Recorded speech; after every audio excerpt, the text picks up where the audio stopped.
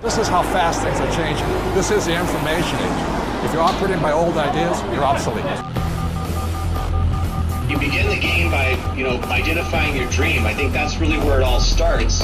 In today's economy and where we are today, it's not just a dream. It's more of a necessity. You've got to identify how you're going to survive more than how you're going to just, get something out there that you want.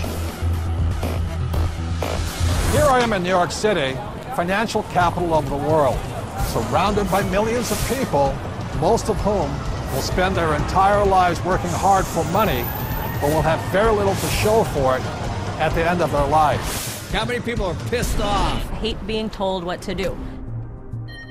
You have to fail fast. No one can steal my dream. You can count on the government destroying the dollar. All currencies have eventually gone to zero. You cannot save your way to retirement. If it's too complex for us, what do we have to do with our money? We have to give it to them. It was pure hopelessness.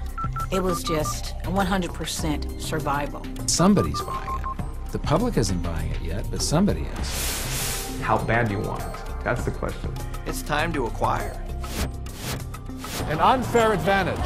What is an unfair advantage? What you're about to learn may just change your life. It's showtime, baby. Let's hit it. The greatest opportunity in the history of mankind is here. We're in the greatest economic change in the history of the world. This is going to be the biggest wealth transfer in my lifetime. We've got an entire society that has been built up over the years with the idea that financial institutions are a better place to put your money than to take control of your own life. If you have a solid financial education, taxes, debt, inflation, and retirement can make you richer, not poorer. The rich will get richer and the poor and middle class gone.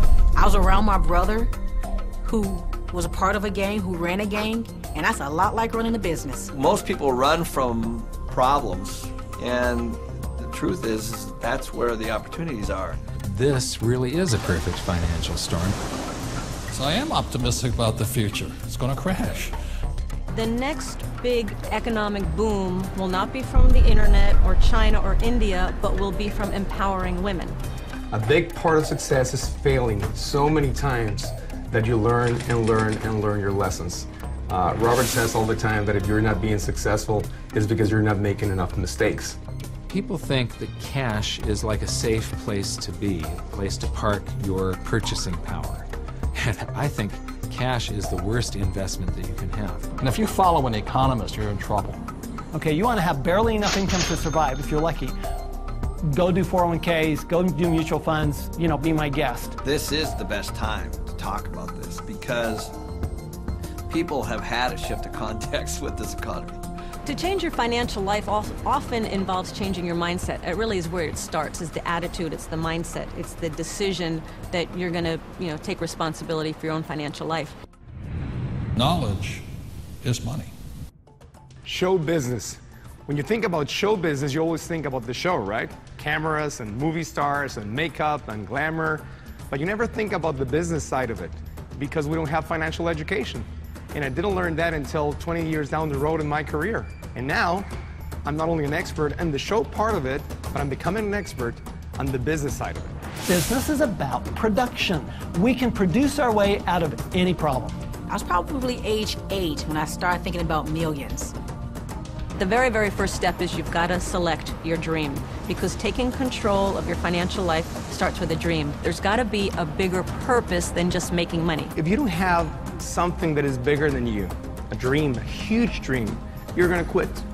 Your friends and who you hang out with, whether you're a child or whether you're an adult, will dictate your destiny and your future. And so you have to be picky and choose your surroundings very carefully. It's creativity.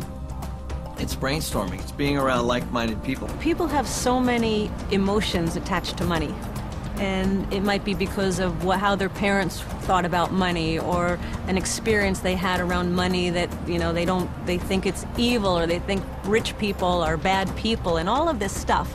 But if you just break it down, money is just a tool to be used in this world. Everybody today uses money, like it or not. The absolutely fastest way to put money in your pocket is to reduce your taxes. Gold and silver have been the safe haven asset for every second of the last 5,000 years. My real estate that we own, through depreciation, wipes out most of our taxable income. It just makes so much sense to me, and it's so much easier.